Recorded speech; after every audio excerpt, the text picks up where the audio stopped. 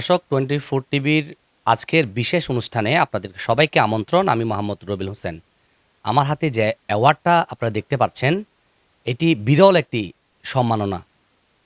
বাংলাদেশের একজন ব্যবসায়ী যিনি আরব আমিরাতে অনেক বছর ধরে ব্যবসা করছেন এবং সরকারকে প্রতি বছর রাজস্ব দিচ্ছেন।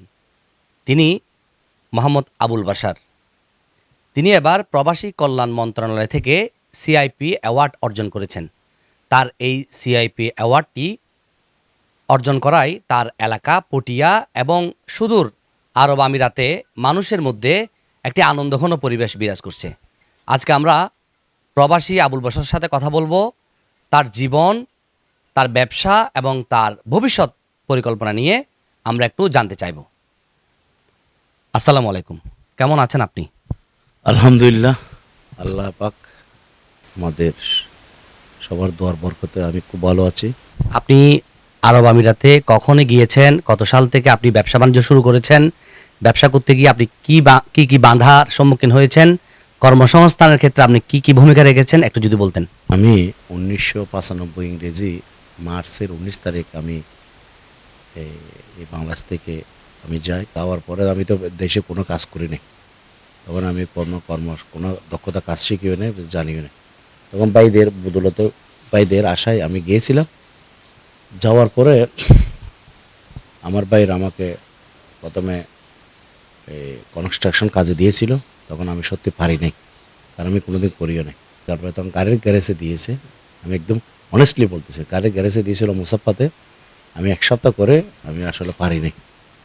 তারপর আমাকে বলছে, তুমি কি কাজ করতে পারবে, তুমি একটু দেখো। তো আমি ওই আমাদের এখানে বাইরে গরম বেশি, তো এখানে তাপমাত্রাটা অনেক বেশি।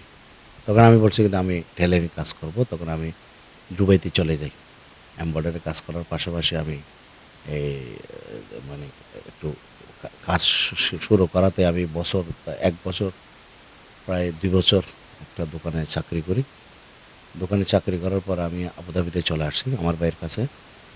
তখন তো আমার ভাইয়ের সহযোগিতায়, আমার মেজো ভাইয়ের সহযোগিতায় আমরা একটা টেলারিং দোকান খুলি। এই টেলারিং দোকানের পর থেকে আমি আস্তে আস্তে তখন এই 98 হবে, 98 টেলারিং দোকান খুলি। এরপর আমি আস্তে আস্তে রিয়েল এস্টেটের ব্যবসার মধ্যে যুক্ত হই। আজকে আমি রিয়েল এস্টেটের ব্যবসা করি, আজকে স্বাবলম্বী। আপনি যে অ্যাওয়ার্ডটি পেলেন, কেমন লাগছে? আপনার অনুভূতিটা কি? দুবাই থেকে আপনার বন্ধুরা, আপনার আত্মীয়স্বজন, তারপরে আপনার এই যে এলাকার মানুষজন আপনার কি বলছে?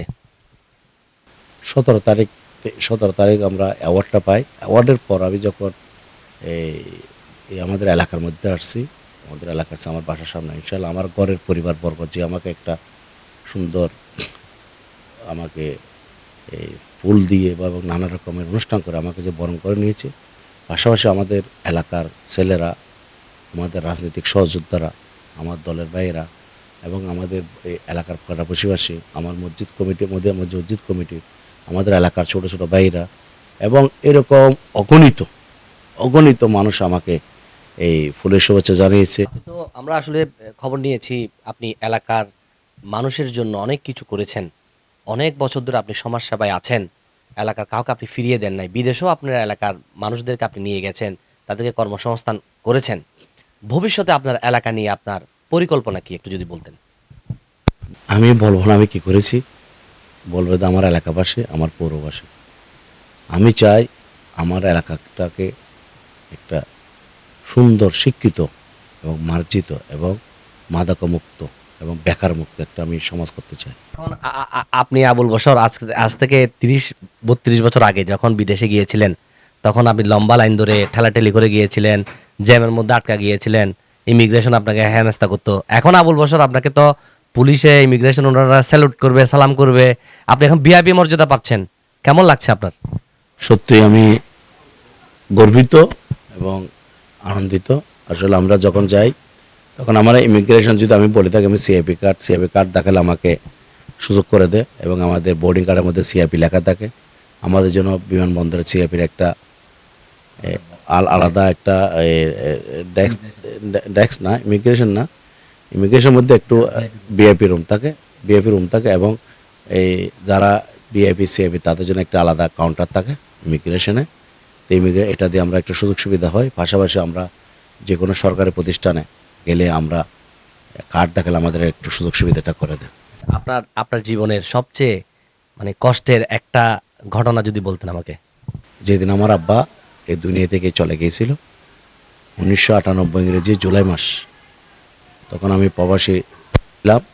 আমরা এত কিছু আমরা সবাই মিলে আব্বার জন্য দোয়া করি, এবং আব্বার জন্য আমি যে আমার আব্বার নামে একটা মসজিদ করে দিয়েছি, আমার আব্বার নামে একটা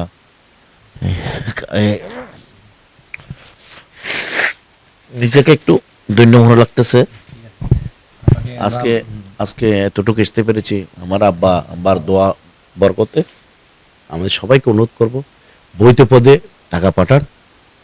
দেশকে আমাদের একটা এই স্লোগান দিছে আমাদের প্রবাসীদের, দক্ষতা নিয়ে যাব বিদেশে, রেমিটেন্স দিয়ে স্বদেশ, গর্ব বাংলাদেশ।